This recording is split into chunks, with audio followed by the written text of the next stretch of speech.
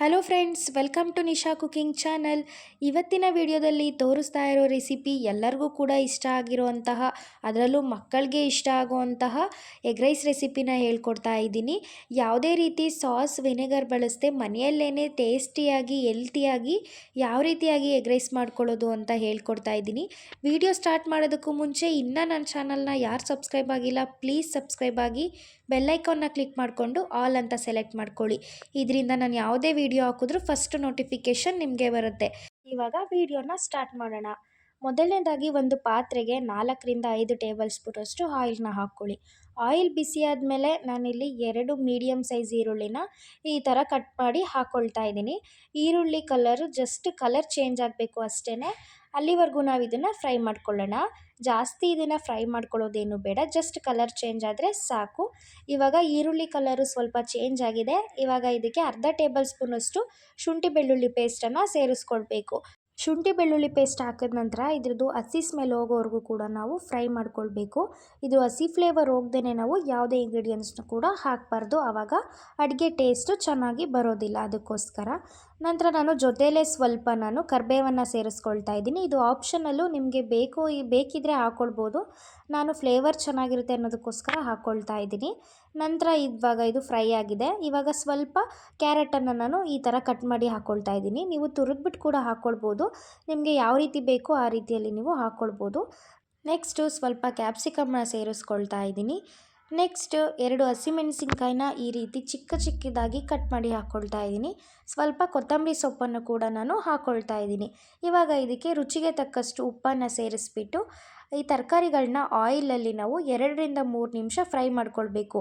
ಈ ಥರ ಮಾಡೋದ್ರಿಂದ ಎಗ್ ರೈಸ್ ತಿನ್ನುವಾಗ ನಮಗೆ ಕ್ಯಾರೆಟು ಮತ್ತು ಕ್ಯಾಪ್ಸಿಕಮ್ಮು ಎಲ್ಲೂ ಹಸಿ ಅನಿಸೋದಿಲ್ಲ. ಅದಕ್ಕೋಸ್ಕರ ಇವಾಗ ನಾನು 2-3 ನಿಮಿಷ ತರಕಾರಿಗಳನ್ನ ಫ್ರೈ ಮಾಡ್ಕೊಂಡಿದ್ದೀನಿ. ಇವಾಗ ಇದಕ್ಕೆ 4 ಮೊಟ್ಟೆಗಳನ್ನ ಹಾಕ್ಕೊಳ್ತಾ ಇದ್ದೀನಿ. ನಿಮಗೆ ಎಷ್ಟು ಬೇಕೋ ಅಷ್ಟು ಮೊಟ್ಟೆಗಳನ್ನ ಹಾಕ್ಕೊಳ್ಬೋದು. ನಾನಿಲ್ಲಿ 4 ಜನ ತಿನ್ನುವಷ್ಟು ಕ್ವಾಂಟಿಟಿಗೆ ಮಾಡ್ಕೊಂಡಿದ್ದೀನಿ. ನಿಮಗೆ ಇನ್ನೂ ಬೇಕು ಅಂದರೆ ಇದೇ ಕ್ವಾಂಟಿಟಿನ ಡಬಲ್ ಮಾಡ್ಕೊಳ್ಬೋದು. ನಾವು ಮೊಟ್ಟೆನ ಹಾಕಿದ ತಕ್ಷಣವೇ ಮಿಕ್ಸ್ ಮಾಡೋದಕ್ಕೆ ಹೋಗಬಾರ್ದು, ಆವಾಗ ಪೂರ್ತಿಯಾಗಿ ಮೊಟ್ಟೆ ಕಲಸೋದಂಗೆ ಆಗಿಬಿಡುತ್ತೆ. ಅದಕ್ಕೋಸ್ಕರ ನಾವು ಇದನ್ನು ಮೊಟ್ಟೆ ಹಾಕಿಬಿಟ್ಟು ಒಂದು 20 ಸೆಕೆಂಡ್ಸ್ವರೆಗೂ ಹಾಗೇ ಬಿಡಬೇಕು. ಆಮೇಲೆ ನಾವು ಈ ರೀತಿಯಾಗಿ ನಿಧಾನವಾಗಿ ತಿರುಗಿಸ್ಕೊಳ್ಬೇಕು. ನೋಡಿ, ನಾವು ಯಾವತ್ತೂ ಮೊಟ್ಟೆಗಳನ್ನ ಈ ರೀತಿ ಮೇಲ್ಗಡೆಯಿಂದ ಈ ಪಲ್ಯ ಮಿಕ್ಸ್ ಮಾಡೋ ರೀತಿಯಲ್ಲೆಲ್ಲ ಮಿಕ್ಸ್ ಮಾಡೋದಕ್ಕೆ ಹೋಗಬಾರ್ದು. ಮೊಟ್ಟೆ ಬಾಯಿಗೆ ಸಿಗೋದಿಲ್ಲ, ಒಂಥರ ಕಲಸೋಗ್ಬಿಡುತ್ತೆ. ಅದಕ್ಕೋಸ್ಕರ ಮೊಟ್ಟೆನ ನಿಧಾನವಾಗಿ ಮಿಕ್ಸ್ ಮಾಡ್ಕೊಳ್ತಾ ಬರಬೇಕು. ರೈಸನ್ನು ನಾವು ಯಾವಾಗ ಹಾಕ್ಕೊಳ್ಬೇಕು ಅಂತ ಹೇಳಿದ್ರೆ, ಇದು ಮೊಟ್ಟೆ ಎಲ್ಲ ನೀಟಾಗಿ ಉಡಿಯಾಗಿ ಬುರ್ಜಿ ಥರ ಆಗಬೇಕು. ಅಲ್ಲಿವರೆಗೂ ನಾವು ರೈಸನ್ನು ಹಾಕ್ಕೊಳ್ಳೋದಕ್ಕೆ ಹೋಗಬಾರ್ದು. ನೋಡಿ, ಇವಾಗ ಇದು ಎಗ್ ಬುರ್ಜಿ ರೀತಿಯಲ್ಲಿ ಬಂದಿದೆ.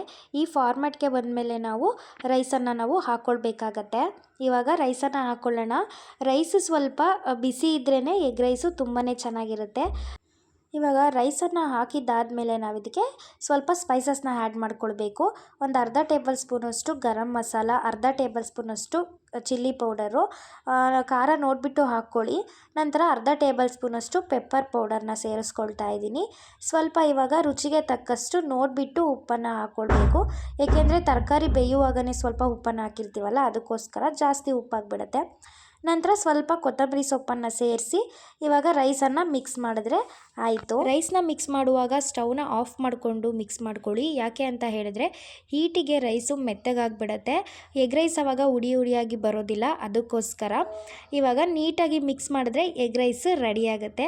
ನೋಡಿದ್ರಲ್ಲ ಫ್ರೆಂಡ್ಸ್, ಎಷ್ಟು ಈಸಿಯಾಗಿ ಟೇಸ್ಟಿಯಾಗಿ ಇರುವಂತಹ ಒಂದು ಎಗ್ ರೈಸ್ ರೆಸಿಪಿನ ಹೇಳ್ಕೊಟ್ಟಿದ್ದೀನಿ ಅಂದ್ಬಿಟ್ಟು. ಮರೀದೆ ಮನೆಯಲ್ಲಿ ಟ್ರೈ ಮಾಡಿ ಹೇಗಿತ್ತು ಅಂತ ನನಗೆ ಕಮೆಂಟ್ ಮಾಡಿ. ಈ ರೆಸಿಪಿ ನಿಮಗೆ ಇಷ್ಟ ಆಗಿದ್ದರೆ ಈ ವಿಡಿಯೋನ ನಿಮ್ಮ ಫ್ಯಾಮಿಲಿ ಫ್ರೆಂಡ್ಸ್ ಎಲ್ಲರಿಗೂ ಕೂಡ ಶೇರ್ ಮಾಡಿ. Thank you for watching.